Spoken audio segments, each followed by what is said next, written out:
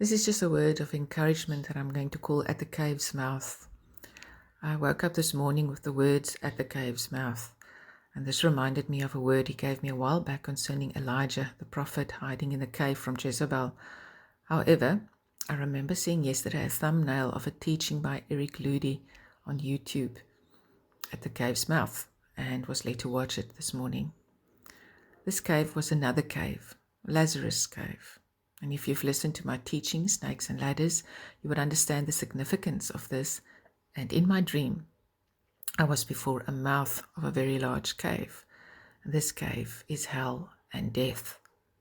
And some of you have been standing before this cave's mouth for a long time. I know that my Lazarus, who's my daughter, have been suffering from 5 disorders, including severe OCD, for 18 years. This is a long time to see someone suffer so much for so long. Understanding why he allows something is at times given to us, and at other times we are told, only believe.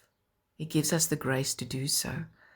It was believed at that time that the soul could still return to the body after 3 days.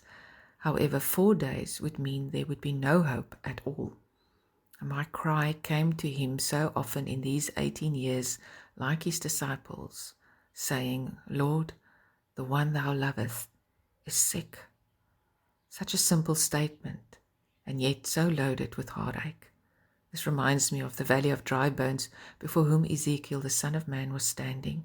And the Lord asked him, Son of man, can these bones live? Looking over this valley of dried bones, of which there were no marrow, no sinews, and no flesh, the question is asked. And Ezekiel answered, Lord, thou knowest. Such an honest answer. This too loaded with emotion that speaks of, you alone are the resurrection and the life. Lord, thou knowest. Today, before your cave, he is asking you, Son of man, can these bones live? Maybe your Lazarus is your child.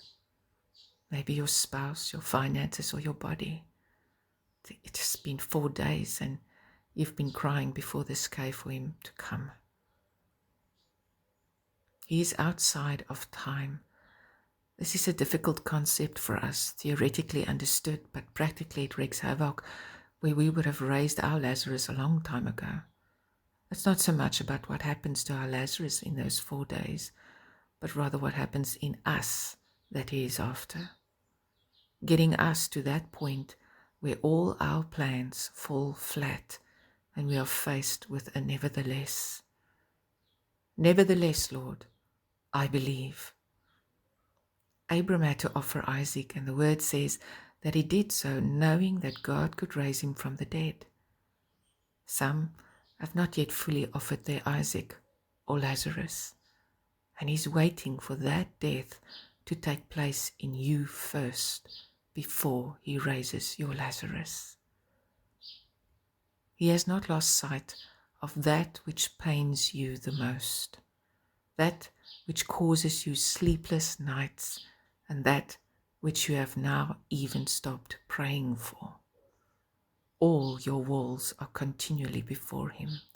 He looks upon your Lazarus and waits for the 4 days to come in you, because in that 4 days you die with your Lazarus, and not only will your Lazarus be raised, but you yourself will speak to dry bones, and they will rise up from the valley of the shadow of death.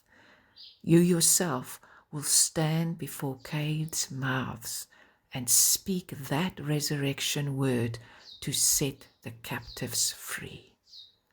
Only believe. God cannot lie. John 11:44 says, And he that was dead came forth, bound hand and foot with grave clothes, and his face was bound about with a napkin. Jesus saith unto them, Loose him and let him go. I've attached the teaching of Eric Ludy, which I know will surely bless you. Amen.